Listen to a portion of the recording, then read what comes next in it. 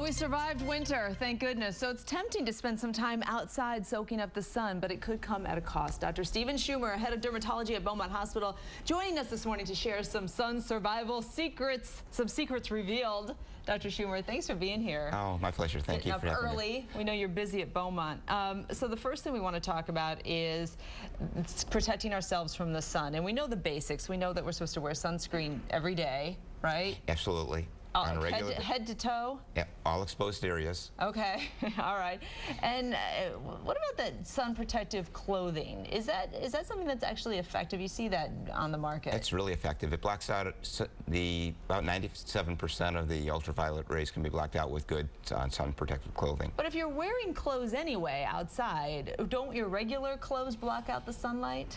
Not to the extent that certain clothing with certain fabrics that are made specifically to block out ultraviolet rays can do. So I guess it accounts for the weave and the color. I mean, if you're wearing crisp white clothing, that'll help to reflect some of the sun as well. That does.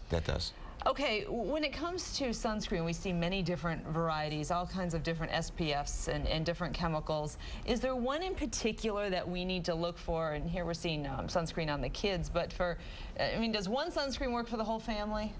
Oh yes, I think, sunscreens that are broad spectrum, that block out both ultraviolet A and ultraviolet B rays are the most effective one we should look for. And the ultraviolet A blockers, especially zinc and titanium dioxide, are probably the most effective. And the difference between ultraviolet A, which is the one that causes wrinkles and which is the one that causes the cancer? Well, they both actually promote skin cancer. Ultraviolet B promotes sunburn. Ultraviolet A penetrates a little bit deeper and is probably more responsible for collagen breakdown, wrinkles, and some discoloration. Okay, let's talk about moles and speckles and freckles and all those things that many of us have on our bodies.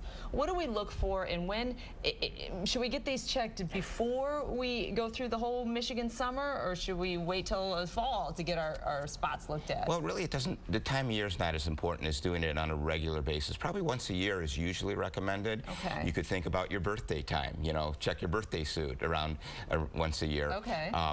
But then in between, if one notices moles changing, darker, larger, becoming irregular in shape, or anything that might not heal, scab or bleed, don't wait for that yearly visit. Please call and get changing lesions checked when they're noticed. Okay, especially if you have even a tiny speckle that's bleeding a little bit and it won't seem to heal, that could be a sign of a basal cell carcinoma or worse. Oh, right? Absolutely. I think non-healing lesions, anything that might scab or bleed, early detection and catching those things early make them very amenable to treatment.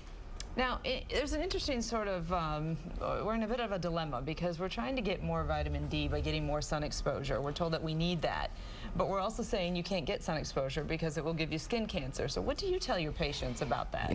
That is a big debate. A lot of people feel that you will get appropriate absorption of vitamin D with sunscreens. My patients that are concerned, I tell them maybe 3 times a week for 10 minutes, expose certain areas of your skin, maybe your arms and legs, and then you get certainly significant vitamin D absorption that way. It doesn't take much. It doesn't take much. Okay, let me just tell everybody where you can learn more about surviving in the sun. You can get your questions answered today, 12:30, Orchard Mall Center Court. That's on Orchard Lake Road in West Bloomfield. All of the information is on the mornings page at myfoxdetroit.com. Dr. Schumer, thank you so much for being here. You're welcome. Thanks for having me. Good information. All right, Lee Thomas. Hey, Deena, I have some movie fast